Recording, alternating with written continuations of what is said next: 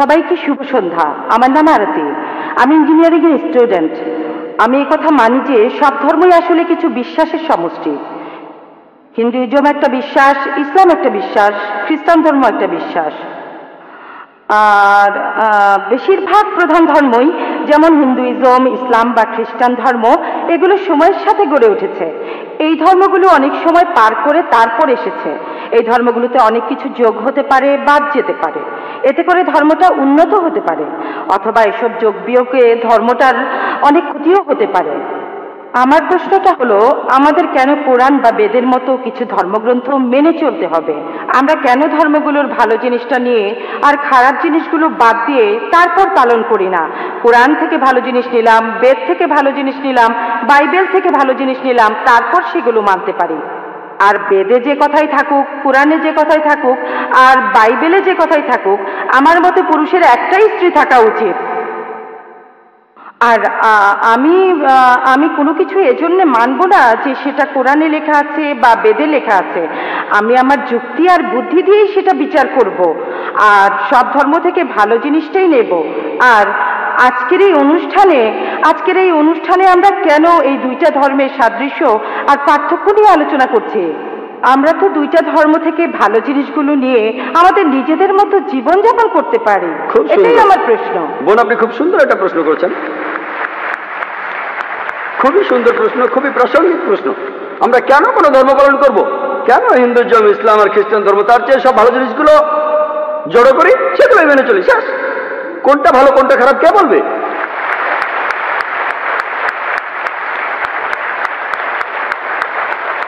যেমন ধরুন, আমেরিকাতে স্কার্ট পরা আর শর্টস পরা খুবই কমন। পশ্চিমাদের এটা ভদ্রতা, তাদের জন্য স্কার্ট আর শর্টস পরা ভদ্রতা। যদি চেন্নাইতে এমন করেন, যদি এখানে স্কার্ট শর্টস পরা কোনো মেয়েকে আপনি দেখেন, তখন বলবেন এটা অভদ্রতা। আপনিও বলবেন বোন, আপনিও বলবেন অভদ্রতা। তাহলে আমেরিকায় যেটা ভদ্রতা, এখানে সেটা অভদ্রতা। কয়েক বছর আগে আমি আমেরিকায় গিয়েছিলাম, সেখানে একজন বলল তোমাদের ইন্ডিয়ার মহিলারা খুবই অভদ্র। আমি অবাক হয়ে বললাম, কেন ইন্ডিয়ার মহিলারা অভদ্র কেন? কারণ তারা যখন শাড়ি পরে তাদের পেট দেখা যায়। তার মানে আমেরিকায়, সে দেশের নিয়মে কোনো মহিলা তার পেট দেখালে সে অভদ্র। তাহলে কে ঠিক করবে? আপনি যদি মুসলিম দেশগুলোতে যান, আরব দেশগুলোতে, কোনো মহিলার দিকে তাকানো, কোনো মহিলার দিকে চোখ ফেরানো অন্যায়, অভদ্রতা। এখানে যদি কোনো মহিলাকে স্পর্শ না করে কথা বলেন, তার দিকে তাকান, সেটা ভদ্রতা। তাই ইন্ডিয়ানরা নমস্তে বলে স্পর্শ ছাড়া। পশ্চিমা দেশগুলোতে হ্যান্ডশেক করাটা খুবই কমন। একজন মহিলা আর একজন পুরুষ হ্যান্ডশেক করছে, সেটাই ভদ্রতা। শরীরের অন্যান্য অঙ্গ প্রত্যঙ্গ স্পর্শ না করে হ্যান্ডশেক করা কিছু পশ্চিমা দেশে এটাই হলো ভদ্রতা। অন্যান্য পশ্চিমা দেশে মহিলাদের ঠোঁটে আর গালে চুমু দিয়ে এটা হলো ভদ্রতা। আর কিছু পশ্চিমা দেশে আপনি যা খুশি তাই করতে পারেন। পুরুষ আর মহিলা তারা স্বেচ্ছায় যা করবে সবই হলো ভদ্রতা। কে ঠিক করবে? ঠিক করবে কে?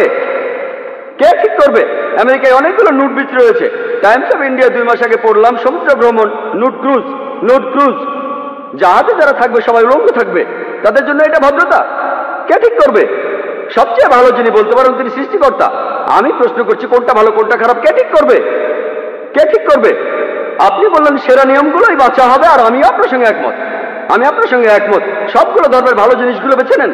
আমি সেটাই করেছি। আমি সব ভালো জিনিসগুলো বেছে নিয়েছি বেদের মধ্যে থেকে।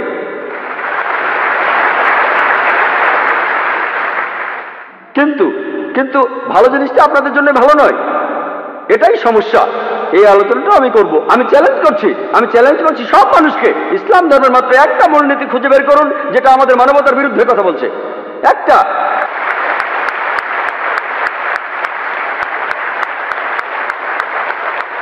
আমি চ্যালেঞ্জ করছি, আমি অন্য মুসলমানকে এর মধ্যে টানছি না, আমি শুধু আমার মাথাটা গিলোটিনে রাখছি। আমি সবাইকে চ্যালেঞ্জ করছি, যে কেউ, হ্যাঁ, অনেক অমুসলিম আছেন যাদের কাছে মনে হবে কিছু এক ভুল, যেমন ধরুন এই বোন পুরুষের একাধিক বিয়েতে একমত নন।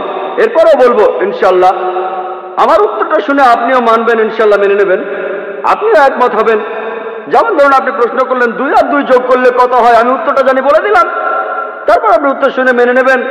আমরা এখানে যেটা করব, যেসব ব্যাপারে আপনারা একমত নন, আপনার মাইকের সামনে এসে প্রশ্ন করবেন। আমি আসলে একজন ছাত্র হিসেবে যথাসাধ্য চেষ্টা করবো, আল্লাহ চাইলে উত্তরটা দিতে পারবো। এখন বেদ যে বলছে আপনি একাধিক বিয়ে করতে পারেন, খ্রিস্টানদের বাইবেল বলছে, কোরআনও বলছে।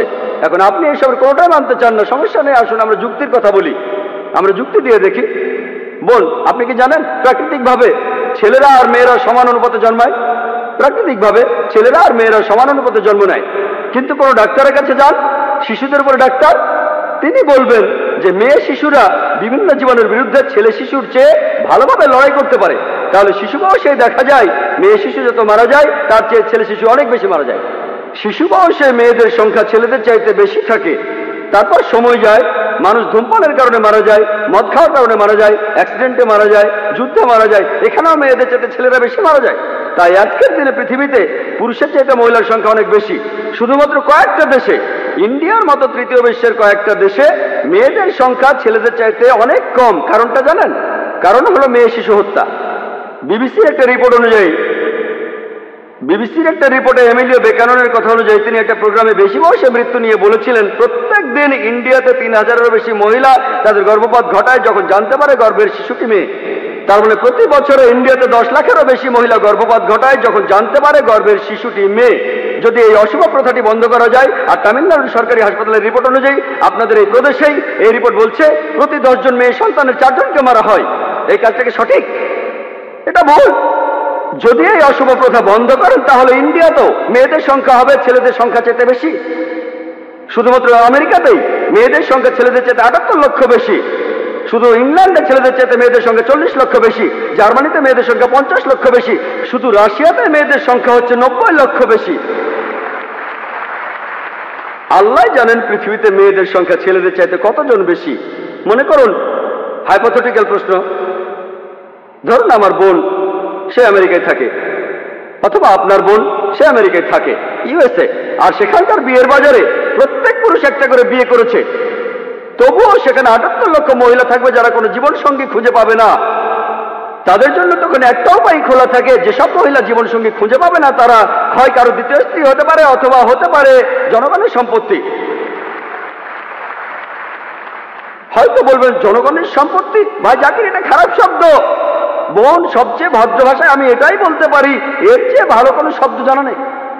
আমেরিকাতে সে দেশের পরিসংখ্যান আমাদের বলে বিয়ের আগে গড়ে একজন মানুষের 8 জন যৌনসঙ্গী থাকে। রক্ষিত রাখাটা খুবই কমন, যতজন খুশি 10 জন 20 জন 30 জন সমস্যা নেই। 100 জন আইন আপনাকে কিছুই বলবে না। যদি আপনার একাধিক স্ত্রী থাকে এই ব্যাপারটা তারা হজম করতে পারে না। কেন? রক্ষিতা হয়ে মহিলারা কোনো অধিকার পান না, এখানে সেই মহিলাকে অসম্মান করা হয়। ইসলামে আপনার দ্বিতীয় স্ত্রী থাকলেও তার সমান অধিকার, তার সম্মান আছে, সবাই শ্রদ্ধা করে। তবে আমি আপনার সঙ্গে একমত, এ ব্যাপারে একমত যে কোনো মহিলায় স্বাভাবিক পরিস্থিতিতে তার স্বামীকে অন্য মহিলার সাথে ভাগাভাগি করতে চায় না। আমি একমত বোন, আমি আপনার সাথে একমত। কিন্তু ইসলামিক শরিয়ার মূল কথা হলো বড় ক্ষতি ঠেকানোর জন্য ছোট কোনো ক্ষতি হওয়া ভালো। বড় ক্ষতি ঠেকাতে হলে ছোট ক্ষতি হওয়া ভালো। তাহলে মুসলিম উম্মার সব মুসলমান মহিলা জানেন যে অনেক মহিলা অবিবাহিত, যদি তারা অনুমতি না দেয় তাদের স্বামীদের একাধিক বিয়ে করতে, এরা জনগণের সম্পত্তি হবে। তখন তারাই বলবে আমাদের স্বামীদের ভাগাভাগি করব, কিন্তু অন্যান্য বোনদের জনগণের সম্পত্তি হতে দেব না। আশা করি উত্তরটা পেয়েছেন।